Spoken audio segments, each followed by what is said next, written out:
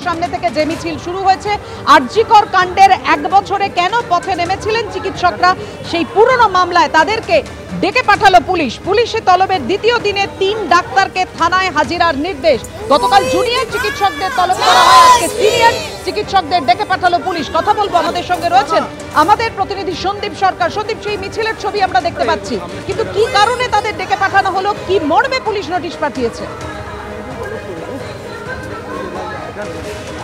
দেখো, যাদের ডেকে পাঠানো হয়েছিল তার মধ্যে একজন চিকিৎসক কৌশিক চাকি, তাকে 2টি পৃথক মামলায় আজকে জিজ্ঞাসাবাদের জন্য ডাকা হয় বউবাজার থানায়। একটি মামলা আজকে দুপুর বেলা 1টা নাগাদ তলব করা হয়, আরেকটা মামলায় বিকেল 4টে নাগাদ তাকে তলব করা হয়। কৌশিকবাবু, কিসের মামলায় ডাকলো, কি অপরাধ? গত বছর 7ই অক্টোবর সন্ধ্যেবেলা এখান থেকে ভ্যান রিক্সা করে ধর্মতলায়, যেখানে চিকিৎসকরা অনশন আন্দোলন করছিলেন, সেখানকার জন্য কি চৌকি এবং তোষক নিয়ে যাওয়া হচ্ছিল। সেই সময় 2টি ভ্যান রিক্সাকে বউবাজার থানা আটক করে এবং তখন বিভিন্ন মানুষ এবং চিকিৎসক বউবাজার থানায় এসে বিক্ষোভ দেখায় এবং আলটিমেটলি পুলিশ তাদের ছেড়ে দিতে বাধ্য হয় এবং সেই তোষক এবং এগুলো চৌকিগুলোতে তারা দিনের পর দিন রাত কাটায়, দিন কাটায়, আন্দোলন করে। সেই ঘটনার পরিপ্রেক্ষিতে প্রায় 1 বছর বাদে আজকে আমাকে ডেকে পাঠানো হয়েছিল। এটা প্রথম। দ্বিতীয় ঘটনা হচ্ছে তার পরের দিন 8 তারিখে চিকিৎসকদের ডাকে এবং সাধারণ মানুষের ডাকে মেডিকেল কলেজের 6 নম্বর গেট থেকে একটা স্বতঃস্ফূর্ত গণতান্ত্রিক শান্তিপূর্ণ মিছিল হয়, যেটা সেখানে পথের পাশ দিয়ে হেঁটে যানবাহন চলাচলকে বিঘ্ন না করে অনশন মঞ্চ অবধি যায়। সেইটাকে পুলিশ আজকে ডেকে পাঠিয়ে জিজ্ঞেস করলো যে আপনার কি মনে হয় যে আপনি এটা ইললিগাল কাজ করেছেন? আমি ওনাদেরকে পরিষ্কার জানিয়ে এসেছি যে আমরা যদি কোনো শান্তিপূর্ণ প্রতিবাদ আন্দোলন করি, তাহলে আমি যতদূর ন্যায় বুঝি, আমার সঙ্গে জয়ন্তবাবু আছে, রাজশ্রী আছে অ্যাডভোকেট, মানে আমরা শীর্ষেন্দু বাবু আছে, আমরা সবার সামনেই পুলিশকে জানিয়ে এসেছি যে গণতান্ত্রিক শান্তিপূর্ণ আন্দোলনে পুলিশকে জানিয়ে রাখাটাই যথেষ্ট, পারমিশন যথেষ্ট বলে মনে করি না।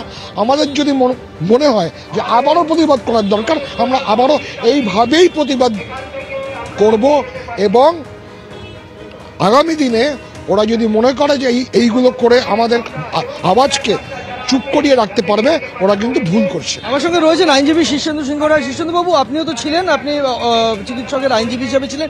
কি কি ধারায় পুলিশ মামলা রুজু করছে এবং এই মামলাগুলো কাদের বিরুদ্ধে মামলা, আর মামলা কি সাক্ষী হিসেবে ডাকা হলো নাকি অভিযুক্ত হিসেবে? না, প্রত্যেকটা অভিযুক্ত হিসেবে প্রত্যেক ডাক্তারকে আলাদা আলাদা নামে প্রত্যেকটা দেখা হচ্ছে। কোনো ডাক্তারের 3টে এফআইআর, কোনো ডাক্তারের 2টো এফআইআর। আজকে যেমন সিনিয়র ডাক্তার কৌশিক চাকির বিরুদ্ধে 2টো এফআইআর করে ডাকা হয়েছিল, বিএনএস 285, 126(2) এবং পুলিশ অ্যাক্ট অনুযায়ীতে। সেই অনুযায়ীতে এই দিকে দেখা যাচ্ছে যে এই ব্যস্ত ডাক্তারদের আজকে পেশেন্টরা বসে আছে, তা সত্ত্বেও একই জনকে একবার 1টার সময় আবার 4টের সময় আমরা বারবার মেল করে জানিয়েছিলাম যে একই থানা, একই ডাক্তার, একই এফআইআর করে বারবার কেন আলাদা টাইমে ডাকা হচ্ছে, একই সময় নয় কেন?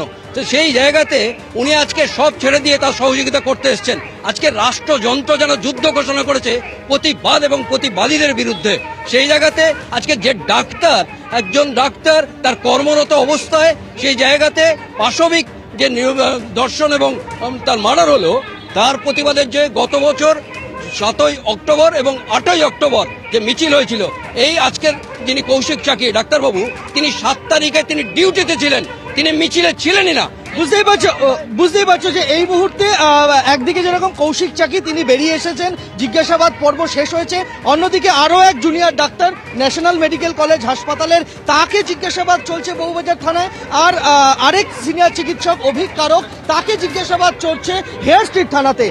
যে কারণে এই মুহূর্তে থানার চত্বরের বাইরে 2টি থানা একদম গায়ে গায়ে, সেই 2টি থানার মধ্যবর্তী রাস্তায় অভয়া মঞ্চের তরফে প্রতিবাদ এখানে জানানো হচ্ছে, বিক্ষোভ দেখানো হচ্ছে।